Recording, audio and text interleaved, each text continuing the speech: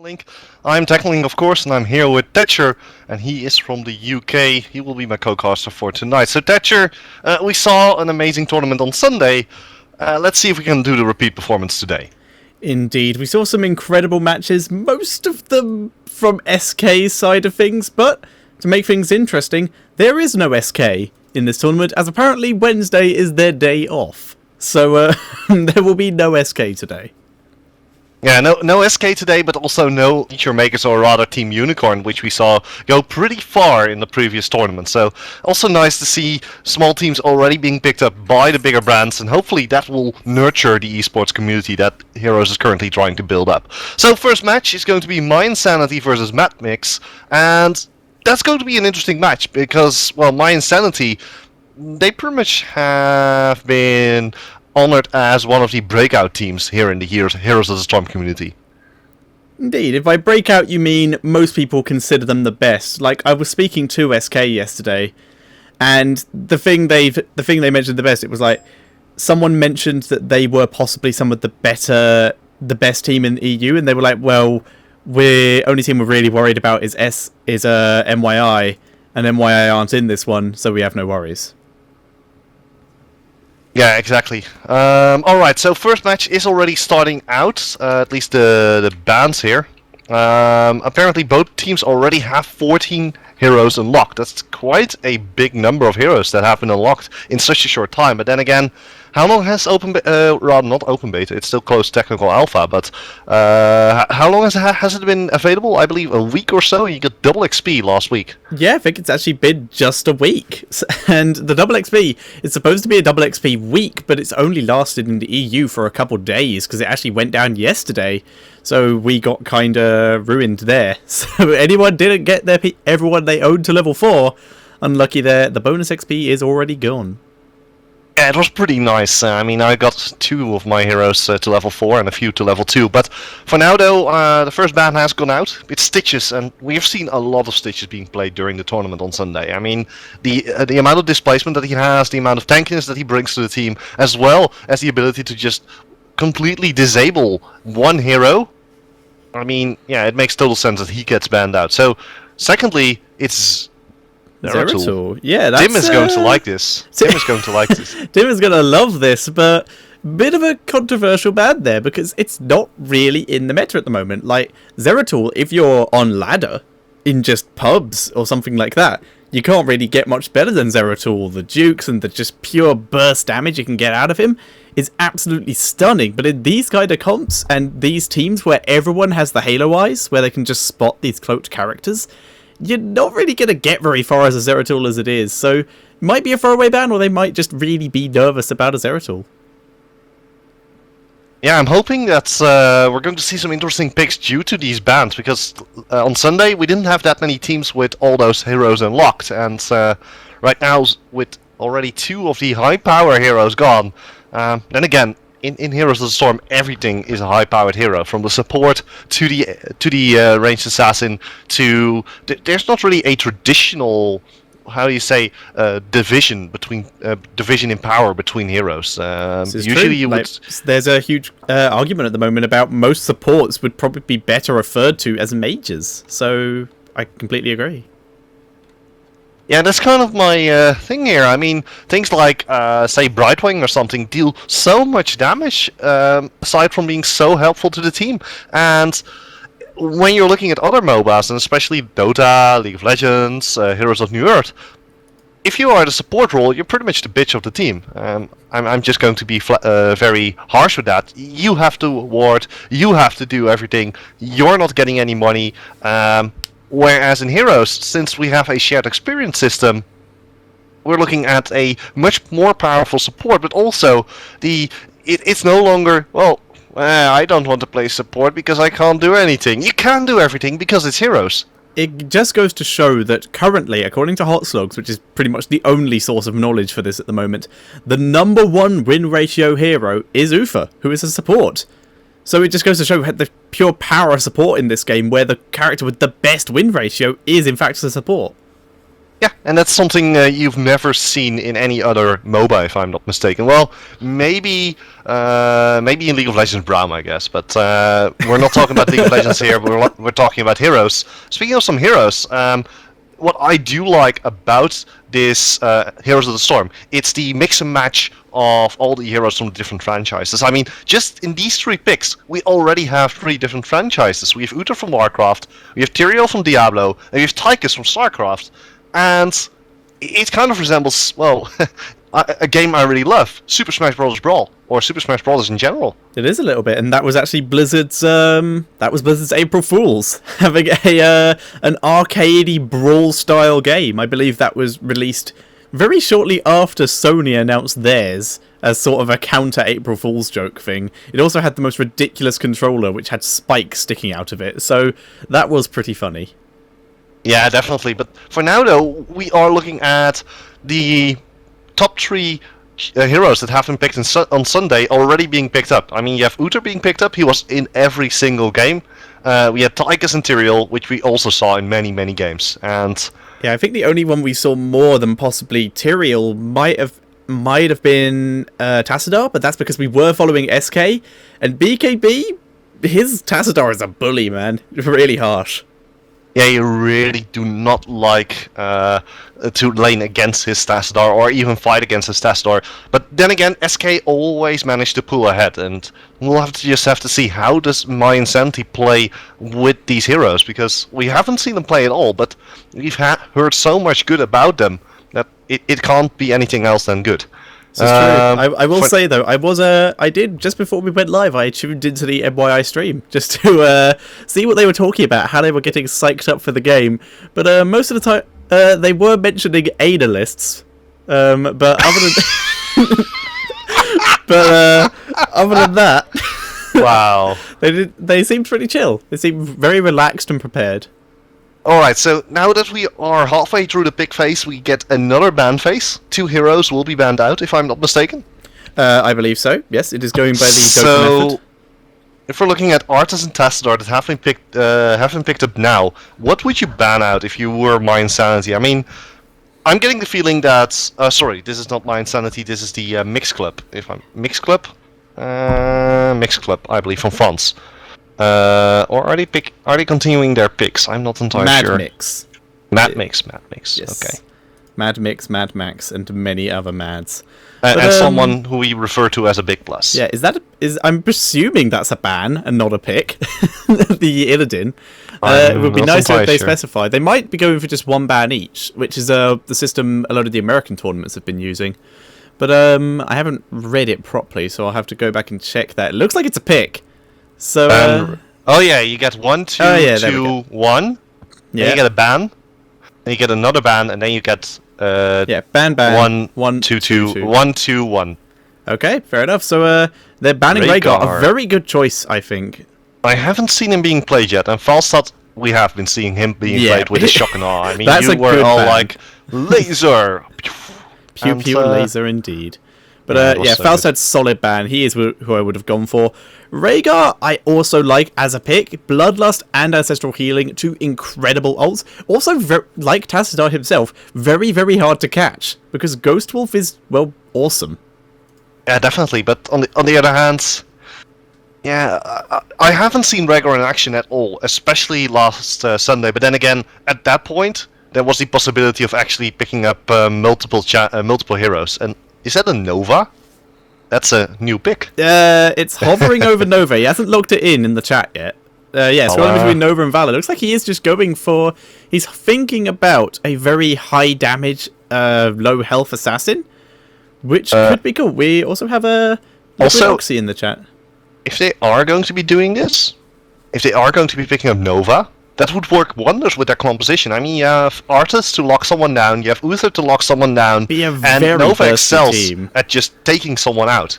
She's not like Vala. Vala is more like continuously auto-attacking, tumbling everywhere, spinning out of control, whereas Nova is now just 1 snipe, okay, somebody's standing still, just snipe her or him, and continue doing that. I believe the triple tap is still in the game, if I'm not mistaken. Yeah, and that's it hasn't also been removed since you last checked, yes. Yeah, it's a very powerful move, especially if you combine it with so many stunts.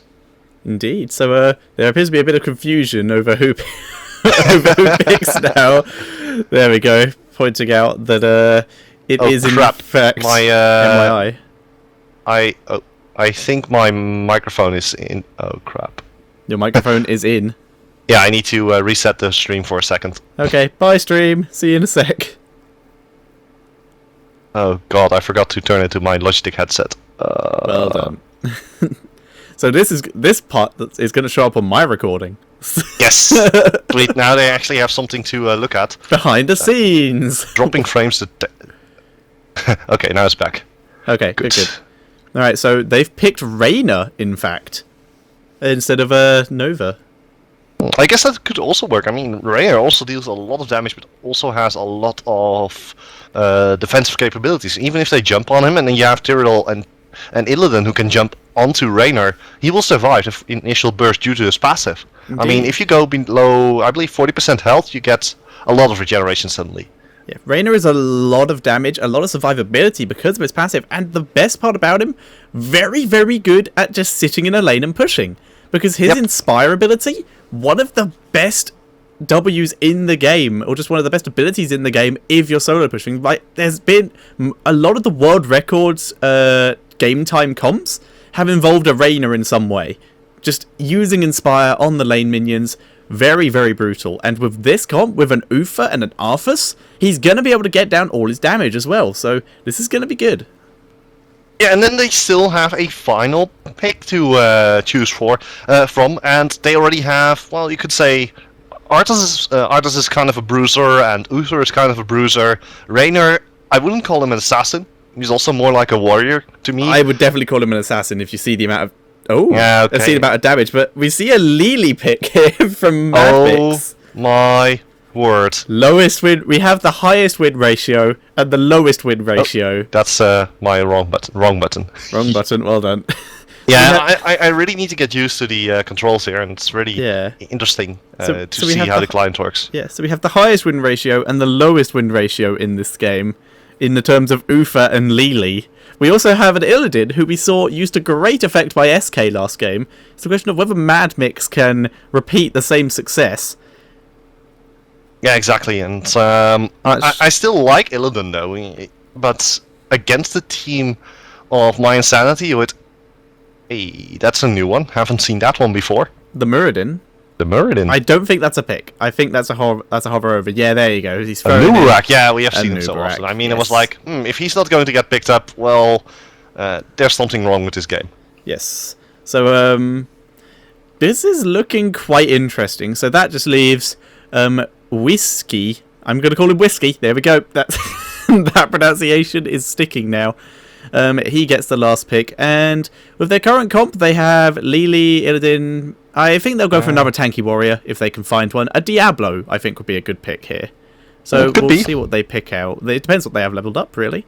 So this is going to be quite interesting. Just waiting for the... Actually, it's not Whiskey. It's probably Ski, because he's from France.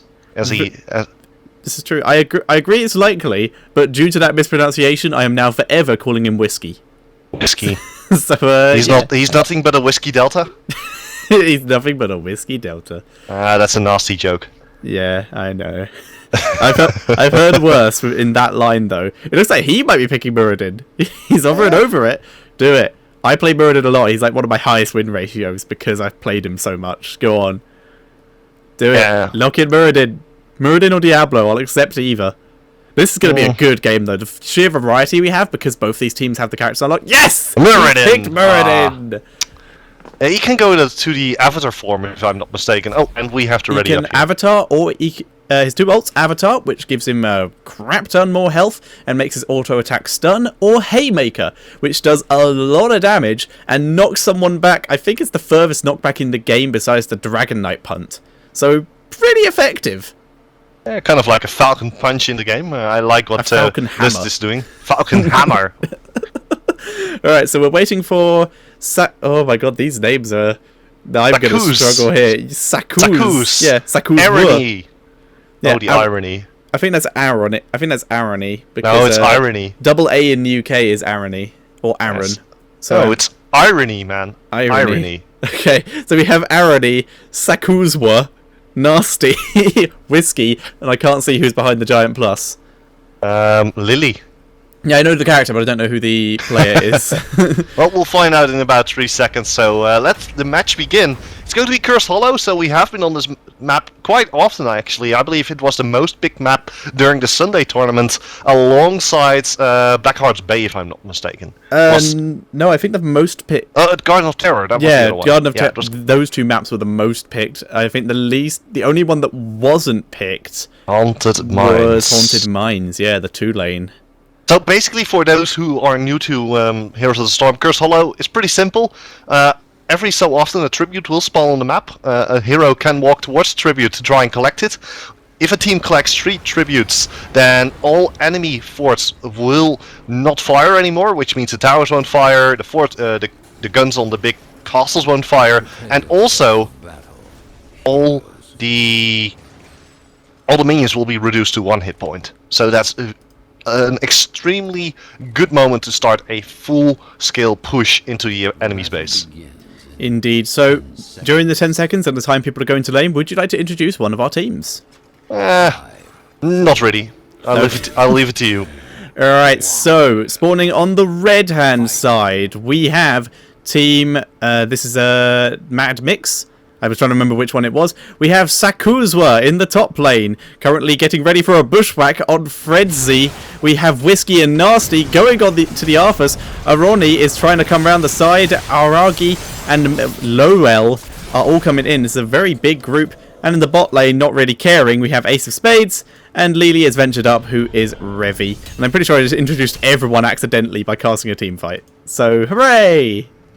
Yeah, Ace of Spades in the bottom lane, and of course Lowell moving towards the bottom lane as well. They might go for Lily, who did wander off to the top lane. Lowell and Fred is on the way, so we may see a 3-man gank onto this Lily. Lowell being very patient, waiting for the teammates to get hit. Ace of Spades just chilling, getting the XP. Oh, first blood!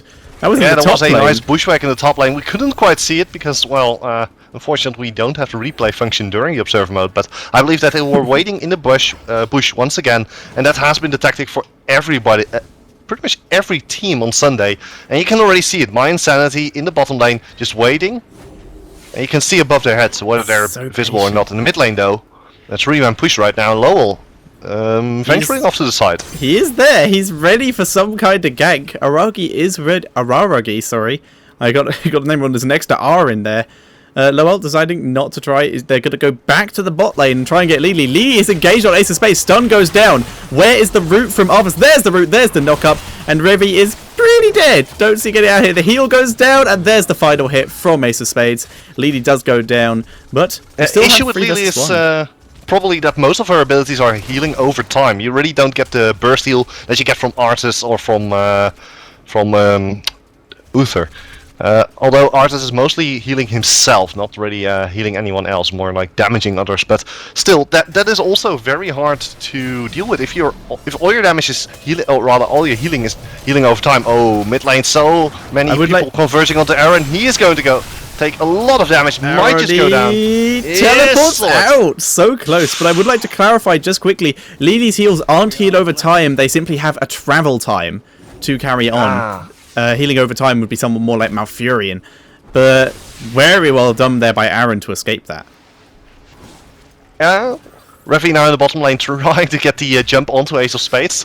But the issue that Revy is going to be running into is that they're in Heroes, you also have turn time. And that allows melee heroes to actually catch up to the ranged ones, and that's a huge mechanic that is quite exploited these days by all those melee heroes.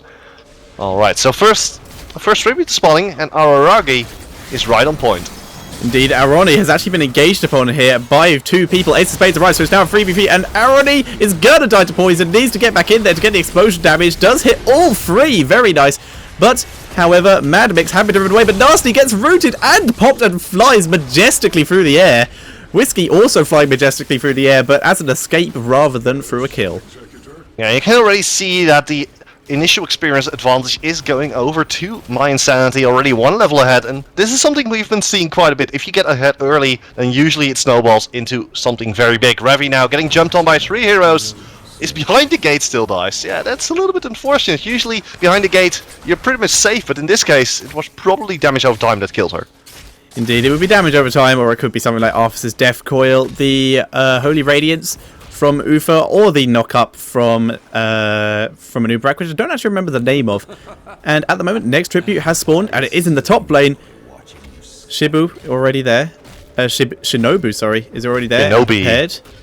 Whiskey and Sakuz getting ready to come down and try and take it. Everyone moving up here. Illidan way in the back, though. He's going to be there very late. Fred engages onto Arani here. The fight has begun. Reyna is coming down from above. Lily is backing out. She doesn't want any of this. She's trying to get the heals on Arani, but he's too far away. Arani does pop before any heals can be dropped on him. And now Whiskey has jumped in. Nasty has arrived. There's the heal from Reyna's passive. And this is not looking good for MadMix. Yeah, Fred immediately chasing down onto Nasty. Nasty taking quite a bit of damage, down to about 200 hit points. Will be able to dash out of there, but unfortunately after this team fight they not only lost one of their members, they also lost yet another tribute. Second tribute going over to the team of My Insanity. That means that the next tribute is going to be lethal, because that's at least going to cost them 1/4. At the same time, Aragi taking a little bit of damage, but immediately phase shifts away and there's nothing he has to be afraid of. Indeed, but as you pointed out earlier, MYI beginning to snowball. Like we pointed out in yesterday, the team that gets ahead at the start seems to mostly stay ahead, and MYI are proving this now. Although, it's not looking terrible for MadMix. They've only lost like 1 or 2 people each tribute fight. They are keeping in this. If they win a good team fight at a tribute and prevent MYI from taking any more, they do 100% have a chance of a comeback. And here's a gank attempted onto Ace of Spades, but easily able to get out of there. A bit too obvious, and Ace of Spades was far too close to his base. So now another game mechanic that everybody has to be looking at, especially during the early stages of the Heroes of the Storm beta, is that towers, they don't have infinite ammo. Unlike most MOBAs, towers tend to run out of ammo, and that's something that we saw in the bottom lane, where, well, those things aren't shooting anymore, which means that if you can keep a push going for long enough, I'm just going to interrupt you quickly. MYI walked straight into MadMix's jungle here to take their hard cap. MadMix came up to try and stop it, but instead lost their Illidan, who was instantly popped by Reyna, and the hard camp is taken by MYI, bringing them to level 10, almost level 11, so they'll have their ult. They're just going to take the golem while the tribute's up, not even going to bother taking control of the area, because they know they're already far enough ahead to do it. Yeah, and it's even a bigger thing in Heroes of the Storm if you do or do not have your ultimate. Because the level advantage is shared, if one of your opponents has the ultimate, well, of course the rest also has that ultimate, which means that every single team fight, which Heroes of the Storm is pretty much known for, you're going to lose it. And look at this, they have the tribute advantage, which means that for 1 minute there's no firing of guns, and you can already see in the top lane there's also a Grave Golem pushing. So if you could combine the third tribute with this push, is disastrous for a team, and you can't really fight a Grave Golem at this point because, well, it is so powerful. I mean, just look at it. 2 hits and a tower is down. It is so powerful, there are no minions to support them, and there's the 5-man 2-level advantage team of MYI barreling down their top lane with this. They need to 5-man group and try and win the team fight under Golem to have any chance of this. The Golem's taken almost no damage so far. This is disastrous for MadMix at the moment. They need to deal with this in some way. There's the stun, not going to hit anyone of MadMix. So the Golem is going to have to charge up that stun again, and MYI are going to continue pushing. There, the curse has finally ended, so this Golem will fall. The question is, what can MadMix get out of this? There's the ult from Tyrael there. Reyna having to back out because he's taking a lot of damage, but Odin is popped, and Tyrael did get popped. Yeah, now they're right onto Sakuz. Sakuz in a lot of trouble here, will get popped out of his Odin, immediately dies afterwards. The tower, the keep is already falling, and you can see how powerful this Grave Golem is. And Revi in a lot of trouble. Is this going to be a 5-for-1? Gets to the Hall of the Storms. This will not be a 5-for-1 yet, but people are starting to respawn, so yeah, this is not a 5-for-0. This is the core. The core is going down. The Grave Golem is pushing onto the keep. The Grave Golem is now coming towards the core. Core down to 30%, 25%, 20%. There's nothing the team of MadMix can do, and MYI Insanity with an amazing win at 8 minutes in. You have to say, this was MYI Insanity's game from the start. Indeed, they really took control of that. Despite the first blood coming out from MadMix, they really took control of that game and just dominated. That's, I think, the fastest win we have seen so far in the ESL tournaments.